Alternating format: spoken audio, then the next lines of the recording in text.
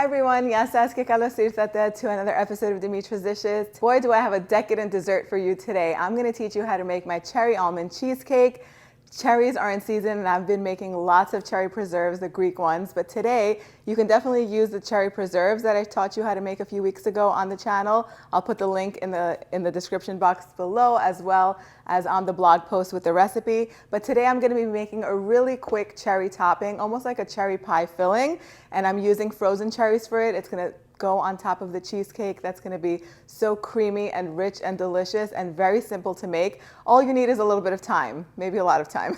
But the active prep work is so simple and easy. You're going to see. This is just going to be on your baking repertoire from now on. It's a delicious birthday cake. Serve it for a special occasion. Keep it in your freezer for when the munchies hit. Anyway, let's get started. So we're going to begin by making the cheesecake crust, and I'm using Biscoff cookies because this is what I have on hand and what I love. I would normally use almond biscotti just so it could have more almond flavor, but these are so good in this. I'm just going to add an 8-ounce package to a food processor. You can also do this in a big free Ziploc bag and just like bash them all up and crumble them using a rolling pin. That will work too. But I'm just going to do it in here because it's quicker and easier. I've also melted about 6 tablespoons of unsalted butter, which I'm going to add later on. We're going to pulse these until they're turned into crumbs.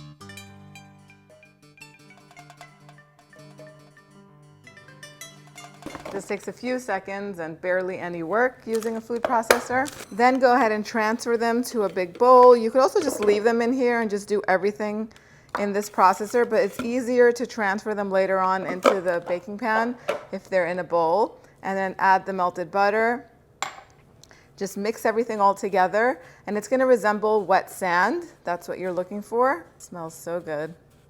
Now you can use your favorite cookies, again, whatever you have on hand. I usually have a few packs of these in my pantry because they're great for putting together a last-minute dessert. They taste good with coffee.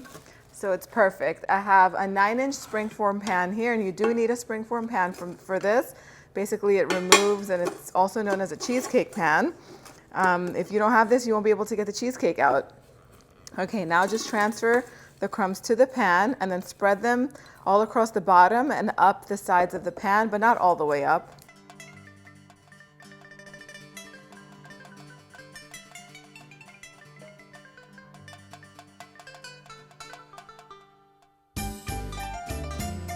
And this is going to bake in a preheated 350-degree oven for 7 to 8 minutes. Once the crust is done, then it's time to make the cream cheese filling, which is going to be silky and smooth and sweet and delicious. I have 24 ounces, which is 4 packs of cream cheese that's soft and at room temperature. That is very important.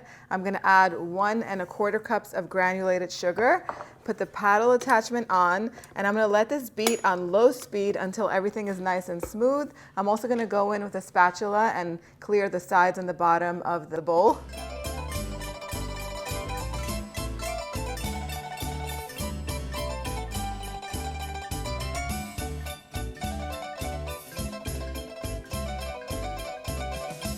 While that's mixing, I'm going to add 2 teaspoons of pure almond extract and 1 teaspoon of vanilla extract. And I have 4 eggs that are at room temperature. I'm going to add in 1 at a time.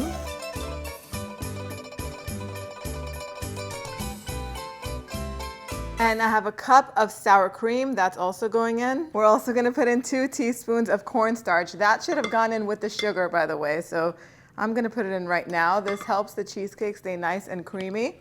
And then just go ahead and pour it right over your crust.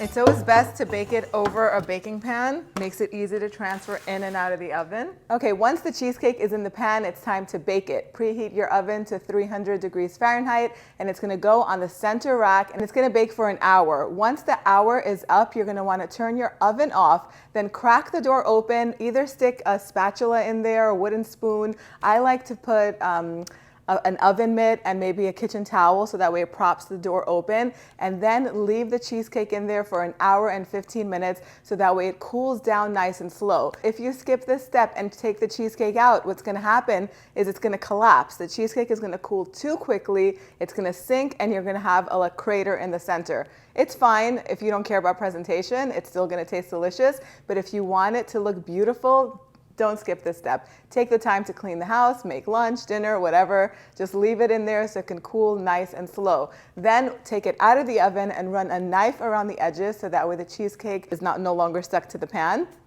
And then leave it at room temperature for an hour so it can cool a little more. At this point, it's still not ready to serve. I know it's torture, but you're just going to have to put it in the refrigerator and let it sit over there overnight. Let it chill. It needs to be chilled. Otherwise, it's going to taste uncooked in the center. It's going to be kind of runny.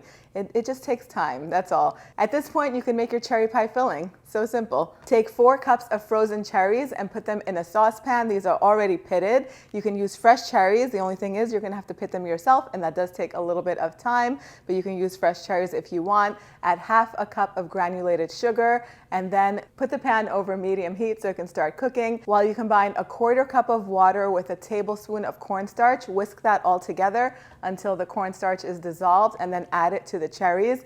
Mix it all up and let it cook over medium heat until it comes to a boil. Reduce the heat to a medium and let the cherries cook for about 15 minutes. The cherries are going to release their juices. Those juices are going to thicken and they're going to create a luscious, delicious cherry sauce.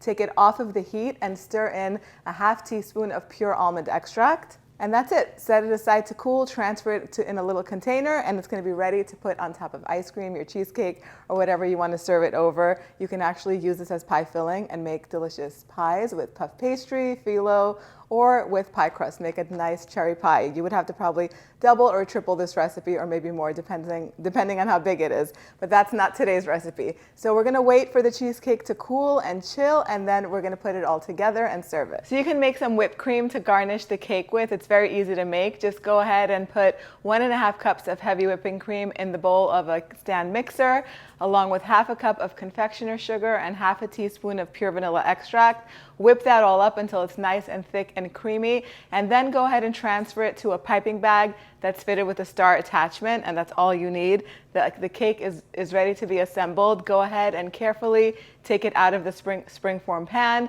and put it on a cake platter, whatever you have that's pretty to display this beautiful cake.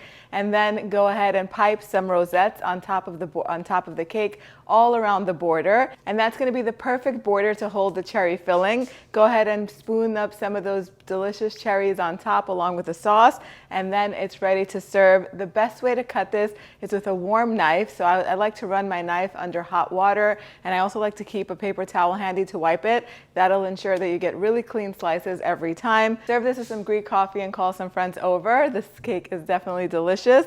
Just look at how creamy it is, how perfectly cooked. It has not fallen or anything like that because we did cool it properly. Time for the taste test. It just slices right through.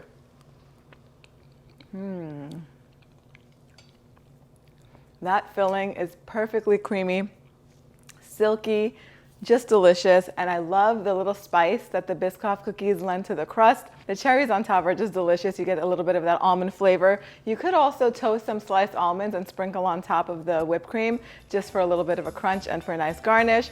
I hope you guys give this recipe a try. The exact measurements are on the website, dimitrasdishes.com. Thank you guys so much for spending time with me today. If you want to learn how to make Greek coffee to serve alongside this, click over here and I'll see you right over there. Yes, sis.